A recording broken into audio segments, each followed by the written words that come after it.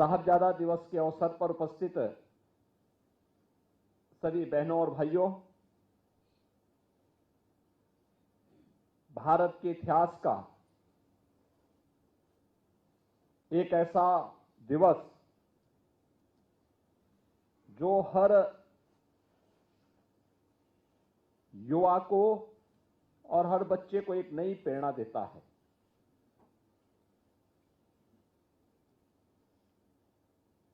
गुरु गोविंद सिंह जी महाराज के 4 साहबजादों ने देश और धर्म की रक्षा करने के लिए जो महान बलिदान दिया, उस महान बलिदान के प्रति कृतज्ञता ज्ञापित करने का दिवस है। साहबजादाओं के प्रति सम्मान का भाव व्यक्त करने का दिवस है वीर बाल दिवस।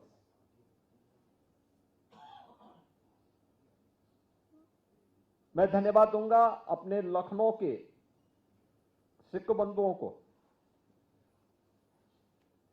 जिन्होंने 2020 से इस बात के लिए लगातार प्रयास किया कि भारत के इतिहास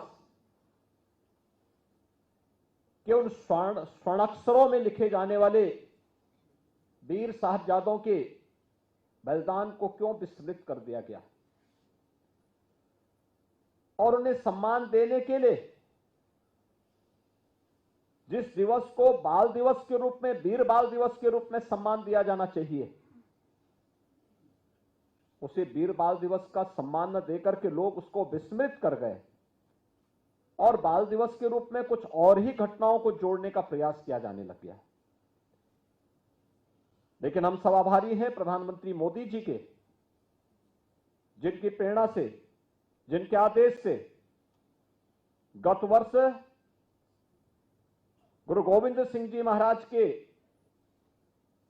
दोनों छोटे साहबजादों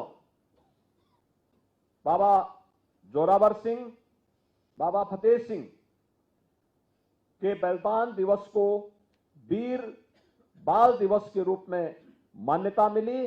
और आज हम सब यहां पर मुख्यमंत्री आवास में एक बार फिर से 5वें इस समारोह के अवसर पर एकत्र होकर के इस महान गुरु परंपरा के प्रति अपनी श्रद्धा को व्यक्त करने के लिए, कृतज्ञता को व्यक्त करने के लिए यहां पर एकत्र हुए हैं।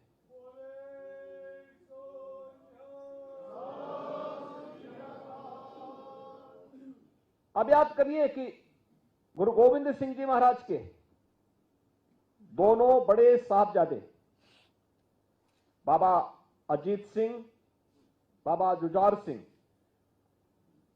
चमकौर के युद्ध में बलिदान हुए। हम सब के लिए प्रश्न वही है, क्या सिख गुरुओं का बलिदान क्या व्यक्तिगत के लिए था, परिवार के लिए था? नहीं, इस देश के लिए था, इस धर्म के लिए था। गुरु नानक देव जी से जो परंपरा प्रारंभ हुई, वे एक संत थे, भक्ति में रमे हुए थे, अद्भुत सिद्धि थी, भक्ति का जागरण करते थे। लेकिन भक्ति में भी शक्ति होती है, निर्भीकता उनका गुण था, और बाबर को भी चुनौती देने का कार्य उन्होंने उस कालखंड में किया था।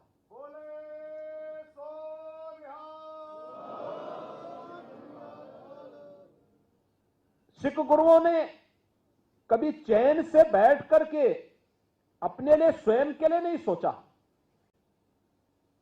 अगर आप जाएंगे देश के अलग अलग क्षेत्रों में, अलग अलग गुरु परंपरा ने अलग अलग परंपराओं की शुरुआत की। किसी सिख गुरु के द्वारा लंगर की परंपरा को अनिवार्य हिस्सा बनाने का कार्य किया गया, किसी ने सरोवरों के माध्यम से एक नई प्रेरणा प्रदान की। गुरु अर्जुन देव ने जहांगीर के अत्याचारों का डट करके मुकाबला किया। और गुरु तेग बहादुर जी तो एक अद्भुत मिसाल थी। याद करिए, आज से सैकड़ों वर्ष पहले गुरु तेग बहादुर उस समय इस बात को लेकर के कि कश्मीरी पंडितों पर अत्याचार हो रहे हैं, हमें इसके खिलाफ आवाज उठानी ही चाहिए। और उस समय स्वयं का बलिदान देकर के कश्मीर पर होने वाले अत्याचारों को रोकने का कार्य गुरु तेग बहादुर जी महाराज ने किया था।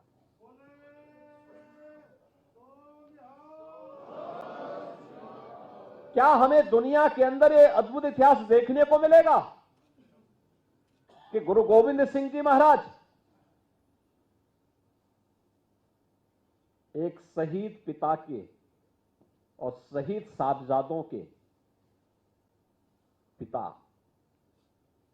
यानी शहीद पिता के पुत्र हैं, लेकिन चार शहीद साहबजादों के पिता भी हैं। ये कहीं दुनिया के इतिहास में कहीं देखने को मिलता है। और यह भी देश और धर्म के लिए खालसा पंथ की स्थापना करते समय भी गुरु गोविंद सिंह जी महाराज ने ही बात कही थी, सकल जगत में खालसा पंथ गाजे, जगे धर्म हिंदू सकल भंड भाजे। भाइयों बहनों, ये हम सब के लिए एक नई प्रेरणा है, एक नया आदेश है, एक नया संदेश है। सब कुछ गुरु ग्रंथ साहब में ही समाहित करते हुए उस दिव्य ज्योति ने हम सब के लिए एक नई प्रेरणा दी। परिश्रम और पुरुषार्थ से न भागना, देश और धर्म के लिए सब कुछ न्यौछावर करने की एक ताकत अपने में समाहित करना। और गुरु कृपा से आज इसी का परिणाम है कि सिख जहां भी है अपने परिश्रम और पुरुषार्थ से कुछ करके दिखाता है। ये जो कार्यक्रम है, यह गुरु परंपरा के प्रति कृतज्ञता ज्ञापित करने का एक हम सबको एक अवसर होता है कि जिस गुरु परंपरा ने उस कालखंड में जब मुगल सल्तनत के सामने किसी की आवाज नहीं निकल पा रही थी, समाज विभाजित था, उस कालखंड में भी उन्होंने बिना किसी की परवाह के बगैर, चाहे वह भक्ति धर्म जागरण के माध्यम से भक्ति के संदेश को घर घर पहुंचाने का कार्य रहा हो, या फिर समाज में रचनात्मक कार्यक्रमों को आगे बढ़ाने का कार्य, समाज को जोड़ने का कार्य, या फिर